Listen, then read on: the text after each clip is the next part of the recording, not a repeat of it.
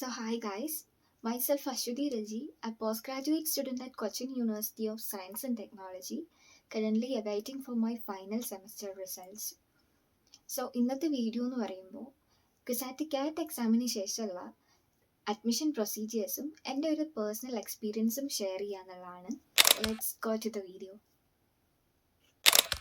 ക്യുസാറ്റിലെ school of industrial fisheries എന്ന ഡിപ്പാർട്ട്മെൻറ്റിലെ MFSC sea food safety and ട്രേഡിലെ 2024-26 ബാച്ചിലെ സ്റ്റുഡൻ്റാണ് ഞാൻ. Currently I have completed my course and I am waiting for my results. And എൻ്റെ qualifying degree എന്ന് പറയുമ്പോൾ BSc അക്വാകൾച്ചറാണ്. കൊടുങ്ങല്ലൂർ MES അസ്മാബി കോളേജിൽ നിന്നാണ് ഞാൻ ഡിഗ്രി കംപ്ലീറ്റ് ചെയ്തത്. നമ്മുടെ ഡിഗ്രി ഫൈനൽ സെമസ്റ്റർ പ്രൊജക്റ്റും ക്ലാസ്സും എക്സാംസൊക്കെ നടക്കുന്നതിൻ്റെ ഇടയിലാണ് നമുക്ക് ഈ കാറ്റിൻ്റെ നോട്ടിഫിക്കേഷൻ വന്നിരുന്നത്. അപ്പോൾ ഞാനും എൻ്റെ കുറച്ച് കൂട്ടുകാരും ഞങ്ങളുടെ എല്ലാവരുടെയും കൂടി ആപ്ലിക്കേഷൻ സബ്മിറ്റ് ചെയ്തത് ഞാനാണ്. അപ്പോൾ ആപ്ലിക്കേഷൻ സബ്മിറ്റ് ചെയ്തു. പിന്നെ ഒരു May 11 ഞങ്ങൾക്ക് എക്സാം ഡേറ്റ് വന്നു. എനിക്ക് ഓൾമോസ്റ്റ് എനിക്ക് തോന്നുന്നു ഇടുക്കി ജില്ലയിൽ നിന്നുള്ള കുട്ടികൾക്കല്ല, അല്ലെങ്കിൽ കാൻഡിഡേറ്റ്സിനൊക്കെ കിട്ടുക മരിയൻ കോളേജാണെന്ന് തോന്നുന്നു. എനിക്ക് അവിടെ തന്നെ ആയിരുന്നു കിട്ടിയിരുന്നത്. അവിടെ രാവിലെ ഒരു 8:15 റിപ്പോർട്ട് ചെയ്യാനായിരുന്നു. അപ്പോൾ എനിക്ക് ഇവിടുന്ന് ഒരു 3 to 4 hour ജേർണി ഉണ്ട് അങ്ങോട്ട്. അപ്പോൾ നമ്മളെന്തായാലും കറക്റ്റ് ടൈമിന് എത്തി, എക്സാം എഴുതി. എനിക്ക് 2 പേപ്പർ എഴുതാനുണ്ടായിരുന്നു. ഒന്ന് മൈക്രോബയോളജിയും ഒന്ന് ഫിഷറീസും. മൈക്രോബയോളജി എൻ്റെ ഇൻട്രസ്റ്റ് വെച്ചിട്ട് ഞാൻ കൊടുത്തിരുന്നതായിരുന്നു. അപ്പോൾ എനിക്ക് എൻ്റെ വിശ്വാസത്തിൽ അല്ലെങ്കിൽ എൻ്റെ ഓർമ്മയിൽ ഇതെൻ്റെ ഹോൾ ടിക്കറ്റാണ്. അപ്പോൾ ഇതിൽ എനിക്ക് രാവിലെ 8:30 to 10:30 ഫിഷറീസും ഉച്ചയ്ക്ക് ശേഷമായിരുന്നു മൈക്രോബയോളജി ഉണ്ടായിരുന്നത്. മൈക്രോബയോളജി എൻ്റെ പഠിച്ച സബ്ജക്റ്റ് ഒന്നുമല്ല. അക്വാകൾച്ചർ ആയിരുന്നുകൊണ്ട് തന്നെ അത്യാവശ്യ സബ്ജക്ട്സ് എനിക്ക് അല്ലെങ്കിൽ ക്വസ്റ്റ്യൻസ് എനിക്ക് അറ്റൻഡ് ചെയ്യാൻ പറ്റിയിരുന്നു. അപ്പോൾ ഫിഷറീസ് അറ്റൻഡ് ചെയ്തിട്ട് ഇറങ്ങുമ്പോൾ കൊള്ളായിരുന്നു, അമ്മയൊക്കെ ചോദിക്കുമ്പോഴാണെങ്കിലും കൊള്ളായിരുന്നു, എഴുതിയിട്ടുണ്ട് എന്ന് പറയാൻ പറ്റുമായിരുന്നു. മൈക്രോബയോളജി വിചാരിച്ച പോലെ ഒന്നുമല്ല. എനിക്ക് തോന്നുന്നു ഭയങ്കര ലോ ആയിരുന്നു റാങ്കൊക്കെ. അപ്പം ഫിഷറീസ് എഴുതിയതിന് ശേഷം എനിക്ക് ഒരു ട്രിപ്പ് ഉണ്ടായിരുന്നു ലക്ഷദ്വീപിന്, എൻ്റെ ഒരു ഫ്രണ്ടിൻ്റെ വീട്ടിലേക്ക്. അവിടെ പോയി ഞാൻ എൻ്റെ 2 കൂട്ടുകാരും പിന്നെ അവളും ഉണ്ടായിരുന്നു. അവിടെ വെച്ചിട്ടാണ് നമുക്ക് റാങ്ക് ലിസ്റ്റും കാര്യങ്ങളൊക്കെ വരുന്നത്. ഈ എക്സാം എഴുതിയിട്ട് കുറച്ച് കഴിഞ്ഞപ്പോൾ തന്നെ എനിക്ക് എൻ്റെ കാര്യം ഏകദേശം പിടികിട്ടി. അതായത് എനിക്ക് അഡ്മിഷൻ അവിടെ കിട്ടിയാലും അല്ലെങ്കിൽ റാങ്ക് ലിസ്റ്റിൽ അത്യാവശ്യം നല്ല റാങ്ക് ഉണ്ടെങ്കിലും എനിക്കത് കിട്ടാൻ പോകുന്നില്ല. ഇത് ഞാൻ നേരത്തെ കണ്ടുപിടിച്ചിരുന്നു. വലിയ കഴിവുണ്ടായിട്ടൊന്നുമല്ല, ഞാൻ ആപ്ലിക്കേഷൻ സബ്മിറ്റ് ചെയ്തപ്പോൾ പറ്റിപ്പോയൊരു തെറ്റുകൊണ്ട് മാത്രം. അപ്പോൾ നമ്മൾ ലക്ഷദ്വീപ് ആയിരിക്കുമ്പോഴാണ് റാങ്ക് ലിസ്റ്റ് വരുന്നു. റാങ്ക് ലിസ്റ്റ് വരുന്നതിൻ്റെ ഒപ്പം തന്നെ, അതായത് എനിക്ക് അഡ്മിഷൻ കിട്ടിയാൽ അത് കിട്ടത്തില്ലെന്നുള്ളൊരു ഉറപ്പുണ്ടല്ലോ. കാരണം ഞാൻ കൊടുത്തിരുന്ന നമുക്ക് ക്യുസാറ്റിൻ്റെ അഡ്മിഷൻ പോർട്ടലിൽ കയറുമ്പോഴത്തേക്ക് നമുക്ക് കാണാം, ഇപ്പം സ്വയമേ ചെയ്തിട്ടുള്ള ആൾക്കാർ അല്ലെങ്കിൽ സെൽഫായിട്ട് ആപ്ലിക്കേഷൻ സബ്മിറ്റ് ചെയ്തിട്ടുള്ള ആൾക്കാർക്കറിയാം. നമുക്ക് അതിൻ്റെ അകത്ത് നോർമലി ഞാൻ ഒരു 10-20 വർഷം കൊണ്ട് ഞാൻ കണ്ടിരിക്കുന്ന categories SC ST general OBC അങ്ങനത്തെ കാറ്റഗറീസ് ഞാൻ കണ്ടിട്ടുള്ളൂ. പക്ഷേ ഇത് ക്യുസാറ്റിൻ്റെ ആപ്ലിക്കേഷൻ സബ്മിറ്റ് ചെയ്യാൻ നേരത്ത് നോക്കുമ്പോൾ KSC KST LD LC DHV പിന്നെ EBT അങ്ങനെയുള്ള കാറ്റഗറീസ് ഒക്കെ ആയിരുന്നു. പിന്നെ ഉണ്ടായിരുന്നു ഫിഷർമാൻ കോട്ട FIS എന്ന് പറഞ്ഞിട്ട് ക്യുസാറ്റിൽ എംപ്ലോയീസ് ഉണ്ടെങ്കിൽ അവരുടെ റിലേറ്റീവ്സ് ആണെങ്കിൽ അങ്ങനെ ചെയ്യാനായിട്ടുള്ളത്.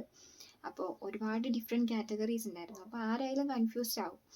അപ്പോൾ എനിക്കിത് നേരത്തെ പരിചയമില്ലാത്തതുകൊണ്ട് ഞാൻ ഗൂഗിളിനോട് ചോദിച്ചു ഇതെങ്ങനെ എൻ്റെ കാറ്റഗറി ഏതിലാണ് വരിക എന്ന് ചോദിച്ചു. അപ്പോൾ ഗൂഗിൾ ഫുൾ കോൺഫിഡൻസിൽ പറഞ്ഞു KSCയിലാണ് പെടുക, അത് കൊടുക്കാം.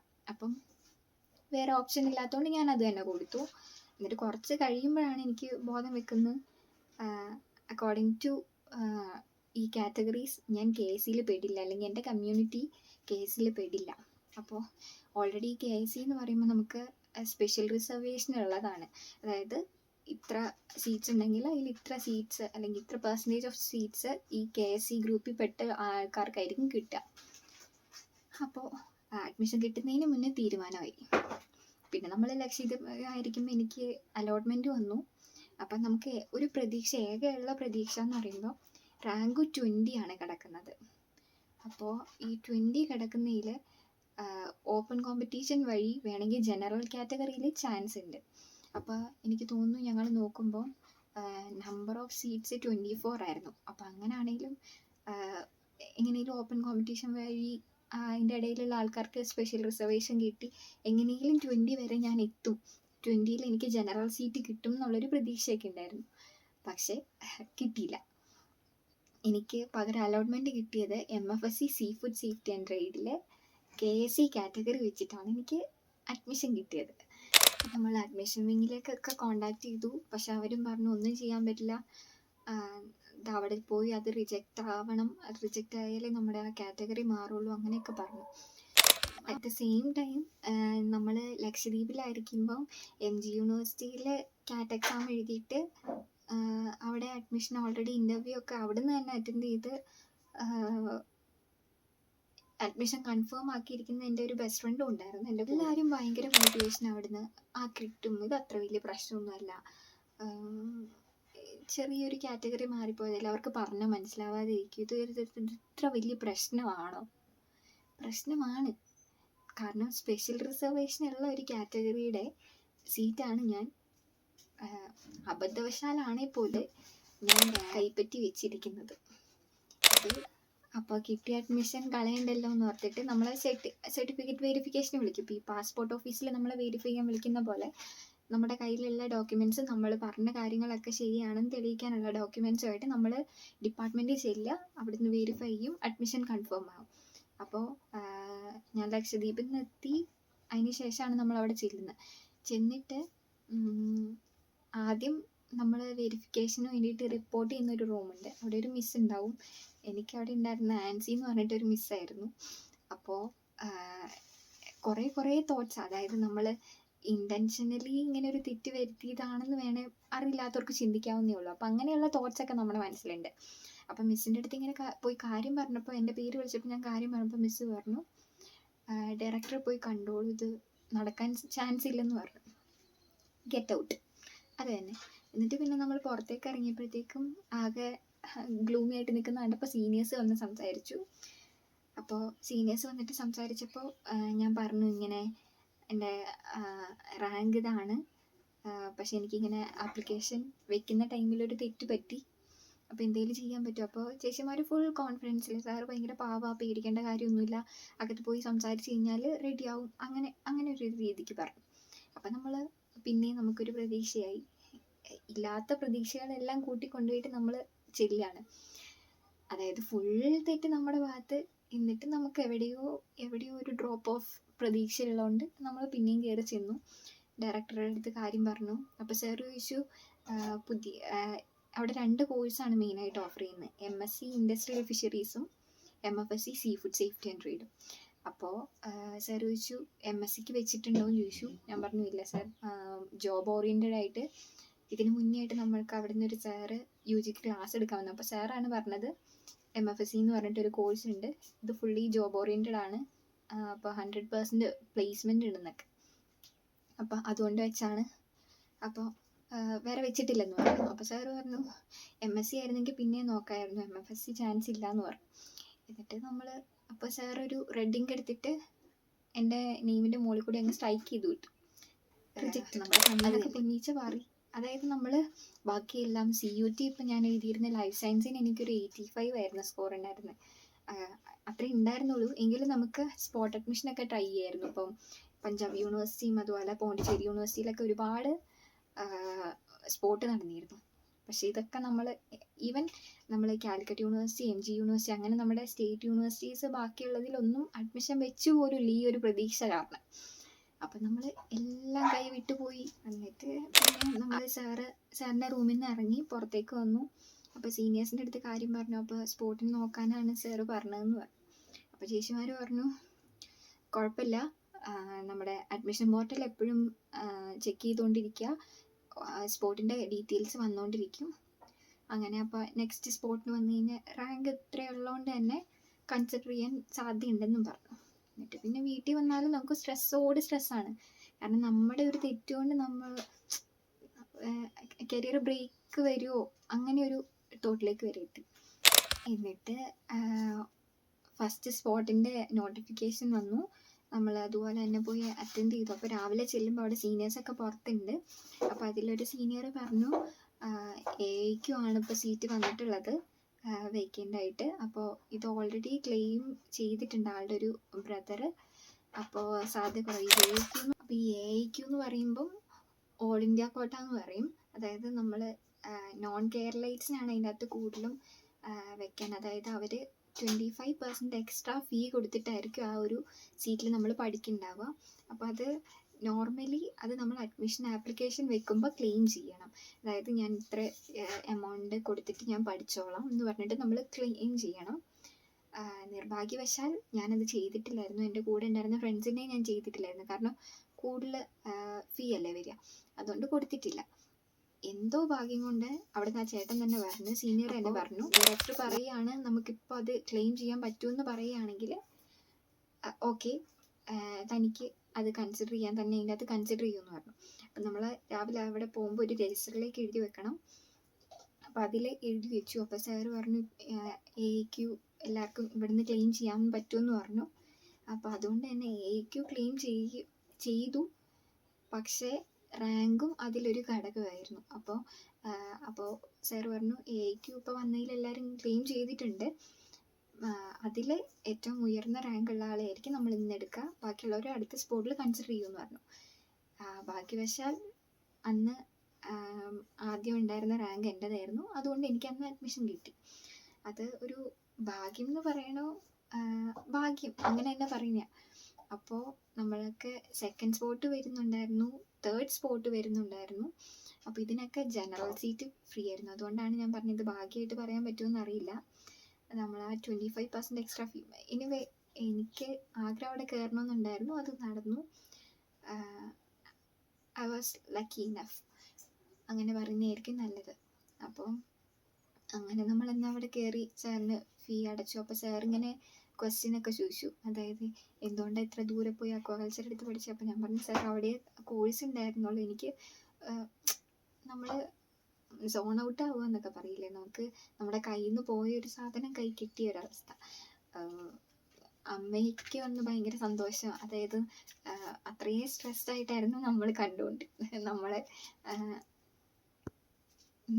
അത്രയും ദിവസം നമ്മൾ അത്രയും സ്ട്രെസ് ആയിട്ട് കണ്ടിട്ട് അഡ്മിഷൻ റെഡിയായി എന്ന് അറിഞ്ഞപ്പോൾ അമ്മയ്ക്ക് ഒരു സന്തോഷം. എന്നിട്ട് പിന്നെ നമ്മൾ ഓഫീസിൽ പോയി ഫീ അടച്ചു, അഡ്മിറ്റ് കാർഡ് കിട്ടി. എന്നിട്ട് പറഞ്ഞു നമ്മുടെ അഡ്മിഷൻ വൺസ് കൺഫേം ആയി കഴിഞ്ഞാൽ ഇമ്മീഡിയറ്റ് ആയിട്ട് നമുക്ക് ഓഫീസിൽ നിന്ന് പറയും ഹോസ്റ്റൽ അഡ്മിഷനുള്ള കാര്യങ്ങൾ നോക്കിക്കോളൂ. അപ്പോൾ എനിക്കെന്ന് പറയുമ്പോൾ വീട്ടിലേക്ക് അപ്രോക്സിമേറ്റ്ലി ഒരു 115 കിലോമീറ്റേഴ്സ് ദൂരം ഉണ്ടായിരുന്നു. കറക്റ്റ് പറയുകയാണെങ്കിൽ 113 or 11 ആണ്. അപ്പോൾ അത്രയും വെച്ചിട്ട്, അതായത് നമുക്ക് ഹോസ്റ്റൽ അലോട്ട്മെൻറ്റ് ക്യുസാറ്റിൽ കിട്ടുക എന്ന് പറഞ്ഞാൽ മെയിൻലി നോക്കുക ഡിസ്റ്റൻസ് ആണ്. നമ്മൾ എത്ര ദൂരത്തു നിന്നാണ് വരുന്നത് അത് വെച്ചിട്ടാണ് കിട്ടുക. ഇപ്പോൾ കൊല്ലം, ആലപ്പുഴ, മേ ബി പത്തനംതിട്ട അത്രയുള്ളവർക്ക് പോലും കിട്ടില്ലായിരിക്കും, ഹോസ്റ്റൽ അഡ്മിഷൻ കിട്ടിയെന്നിരിക്കില്ല. എനിക്കെന്തോ വെച്ച ഉടനെ കിട്ടി. എന്നിട്ട് നമ്മൾ അഡ്മിഷൻ ആപ്ലിക്കേഷൻ വെച്ച് കഴിഞ്ഞാൽ ഉടനെ ഒരു കുറച്ച് കഴിയുമ്പോഴത്തേക്ക് നമുക്ക് ആപ്ലിക്കേഷൻ കൺസിഡർ ചെയ്തിട്ട് നമുക്ക് അലോട്ട്മെൻറ്റ് വരും. അലോട്ട്മെൻറ്റ് മെമ്മോ എന്ന് പറഞ്ഞിട്ട് ഹോസ്റ്റൽ അലോട്ട്മെൻറ്റ് എന്ന് പറഞ്ഞിട്ടാണ് കിട്ടുക. നമ്മളിതുമായിട്ട് ഹോസ്റ്റലിൽ ചെല്ലും, ഹോസ്റ്റൽ വാർഡനെ കണ്ടിട്ട് നമ്മുടെ റൂമിലേക്ക് ചെക്ക് ഇൻ ചെയ്യും. അപ്പോൾ അങ്ങനെ ഫസ്റ്റ് ഇയറിൽ അഡ്മിഷൻ കിട്ടിയിരുന്നത് നമുക്ക് ഫസ്റ്റ് ഇയറിൽ ഗേൾസിൻ്റെ കാര്യത്തിൽ ഹോസ്റ്റൽ അലോട്ട്മെൻറ്റ് വരുമ്പം നമുക്ക് ഫസ്റ്റ് ഇയേഴ്സിന് എല്ലാവർക്കും ഇപ്പം ബിടെക്, PG, UG അങ്ങനെ എല്ലാവർക്കുമായിട്ട് കിട്ടുക ഐശ്വര്യ ഹോസ്റ്റൽ എന്ന് പറഞ്ഞിട്ടുള്ള ഹോസ്റ്റലാണ്. അത് വൺ ഓഫ് ദി മോസ്റ്റ് അല്ലെങ്കിൽ ഓൾഡസ്റ്റ് ഹോസ്റ്റലാണത്. അപ്പോൾ ഞങ്ങളെ UGക്ക് പഠിപ്പിച്ച ടീച്ചേഴ്സ് വരെ അവിടെ താമസിച്ചവരാണ്.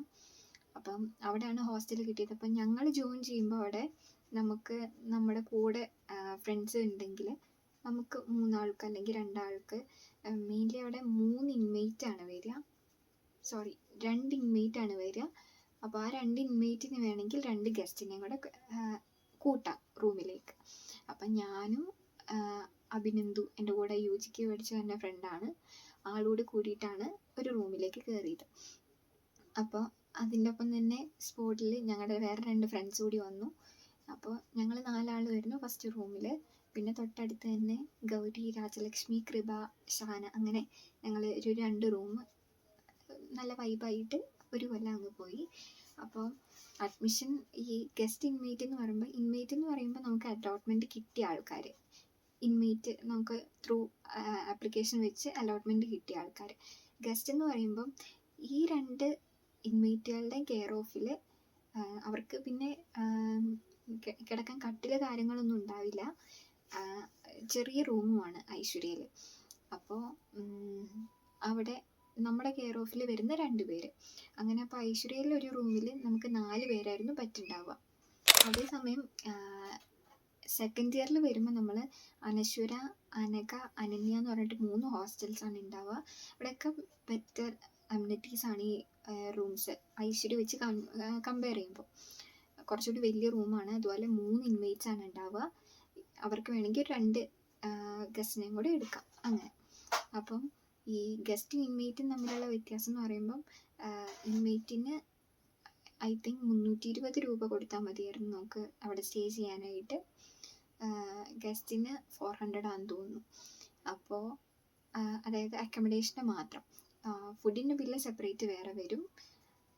ഇതിൽ ABLC ക്ലെയിം എന്ന് പറയും. നമുക്ക് ഗ്രാൻസ് പോലുള്ള സ്കോളർഷിപ്സ് ഉള്ളവർക്ക് നമുക്ക് അതുവഴി ഈ ഫുഡിൻ്റെയും അക്കോമഡേഷൻ്റെയും ഫീസ് പേ ചെയ്ത് പോകുന്ന രീതി ഉണ്ടാകും.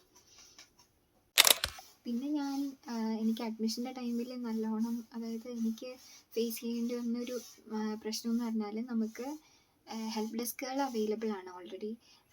ഡിഫറെൻറ്റ് പൊളിറ്റിക്കൽ പാർട്ടീസ് അല്ലെങ്കിൽ യൂണിയൻ്റെ ഒക്കെ നമുക്ക് ഹെൽപ്പ് ഡെസ്കുകൾ അവൈലബിൾ ആണ്. പക്ഷേ ഓരോ ഇപ്പോൾ ഹെൽപ്പ് ഡെസ്കുകൾക്കും ലിമിറ്റേഷൻസ് ഉണ്ട്. അവർക്ക് അറിയാവുന്ന ഡിപ്പാർട്ട്മെൻറ്റ്സിലാണെങ്കിൽ അവർക്ക് ഒരുപാട് കാര്യങ്ങൾ ചെയ്യാൻ പറ്റും. ബൈ ദ വേ, ഞാൻ പഠിച്ചത് ലേക്ക് സൈഡിലുള്ള ഒരു കോഴ്സാണ്. അതായത് കിസാറ്റ് 3 ക്യാമ്പസാണുള്ളത്. Kuttanad campus, main campus and lake side campus. Lake side campus വരുന്നത് നമ്മുടെ വേമ്പനാട് കായൽ മറൈൻ ഡ്രൈവിനൊക്കെ അടുത്തായിട്ടാണ്. പള്ളിമുക്ക് അതാണ് സ്റ്റോപ്പ് വരിക. അതേസമയം മെയിൻ ക്യാമ്പസ് വരെ കളമശ്ശേരിയിലും പിന്നീട് കുട്ടനാട് ക്യാമ്പസാണ് ക്വിസക്ക് എന്ന് പറയും. അത് കുട്ടനാടിലുമാണ് വരിക. അപ്പോൾ കൂടുതലും യൂണിയൻ അല്ലെങ്കിൽ ഈ പൊളിറ്റിക്കൽ പാർട്ടീസിൻ്റെ ഒക്കെ വർക്ക് വരിക ഇവിടെയായിരിക്കും, മെയിൻ ക്യാമ്പസിലായിരിക്കും. അപ്പോൾ ലേക്ക് സൈഡ് ക്യാമ്പസിലുള്ള കുട്ടികളായിട്ട് അല്ലെങ്കിൽ അവിടുത്തെ ഡിപ്പാർട്ട്മെൻറ്റ്സിൻ്റെ കാര്യങ്ങൾ കൂടുതലായിട്ട് അറിയാൻ വഴിയില്ല. അപ്പം നമുക്ക് എന്തെങ്കിലും ഒരു ആവശ്യം വരുമ്പം അവർക്ക് ഡീറ്റെയിൽഡ് ആയിട്ട് അറിയില്ല. നമ്മളിപ്പം കോണ്ടാക്ട് ചെയ്ത് ഹെൽപ്പ് ഡെസ്കിലായിരുന്നപ്പം അവർക്ക് ഡീറ്റെയിൽഡ് ആയിട്ട് അറിയില്ല എന്ന് പറഞ്ഞിട്ട് നമുക്ക് അടുത്ത ഡിപ്പാർട്ട്മെൻറ്റിലേക്ക് അല്ലെങ്കിൽ ലേക്ക് സൈഡ് ക്യാമ്പസിലെ തന്നെ ഒരു റെപ്രസെൻറ്റേറ്റീവിൻ്റെ അടുത്തേക്കായിരിക്കും നമ്മൾ റെഫർ ചെയ്ത് വിടുക. അപ്പോൾ അവർക്കും കറക്റ്റായിട്ട് അറിയില്ല എന്നുള്ളൊരിത് വരുമ്പോൾ ബെറ്റർ നമുക്ക് ആ ഒരു ഡിപ്പാർട്ട്മെൻറ്റിൽ പഠിച്ചിറങ്ങിയ ഒരാൾ അല്ലെങ്കിൽ കറൻ്റ്ലി അവിടെ പഠിച്ചുകൊണ്ടിരിക്കുന്ന ഒരാളുടെ ഹെൽപ്പ് എടുക്കുകയാണെങ്കിൽ കുറച്ചുകൂടി നന്നായിരിക്കും. അതായിരുന്നു ഞാൻ ഫേസ് ചെയ്തിരുന്ന ഒരു പ്രശ്നം.